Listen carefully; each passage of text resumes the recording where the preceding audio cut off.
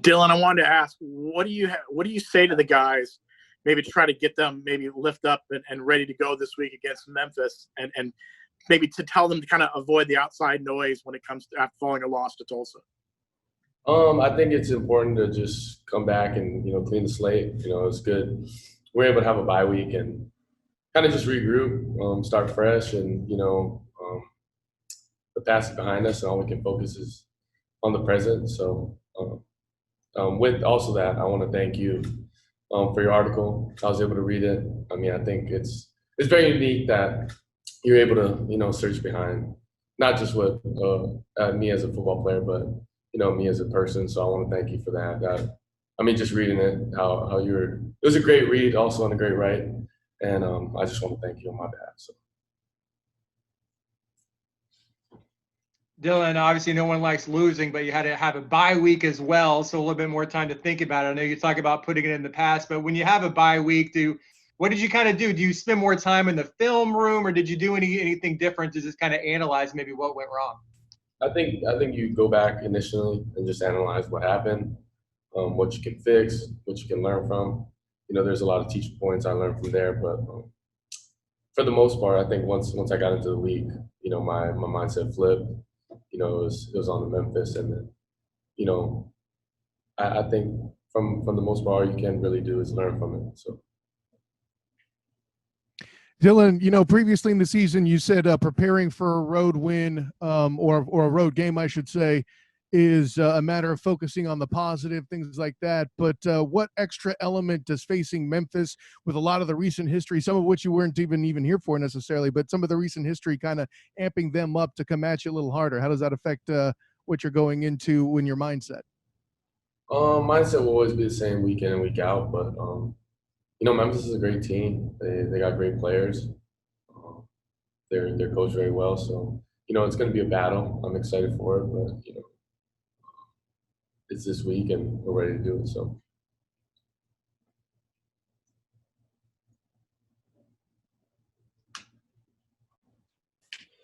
Yeah, Dillon, going back to the false start penalties, I know you've talked about it before, but how much of that do you think is maybe just kind of going a little bit too fast and guys not just simply ready when you guys are moving the ball? I think it comes apart with going really fast and how fast we go, but it's just something you gotta rep continuously, and then we got a lot of new guys. At least Matt is a new guy on the line, and that's just something that you gotta learn to play with. It's experience, and he's learned from it. We've all learned from it. We're gonna get better from it. We've been repping it as much as we can, and all we can do is learn from it and be better. So. Dillon, what have you seen from a guy like Jacob Harris and how he's grown maybe the last couple of years of becoming a go-to type receiver for you guys? I got to see Jacob kind of his first year really playing the receiver position. And, just from that, I've seen him grow tremendously. But, even when I used to, talk to Trey about, what Jacob used to do, and, we'd always joke around like Jacob came in very raw, new to football, but his growth is crazy, and his ceiling is very high just because of his physical ability. So just seeing him be able to make plays from last year and make even bigger plays this year, it's pretty cool. So. UCF and Memphis have obviously played a lot of competitive games. UCF has always come out on top, winning 13 in a row. Obviously, the last few years of games, I know a lot of Memphis players who are around for, some of those close games, a couple years ago in Memphis, a couple of those conference championship games. I know you weren't around for all those, but do you get a sense, and I know you get every team's best shot every week, but do you get a sense of how fired up in particular Memphis is going to be to try to beat UCF on Saturday? For sure. I think we always, like you said, we always get a lot, everyone's best game, and, that's what we got to be prepared for every week. So, we know they're going to prepare a lot harder. They're going to work a lot harder just for this week. So, all we can do is focus on ourselves and make sure we're ready to give them the best game. So.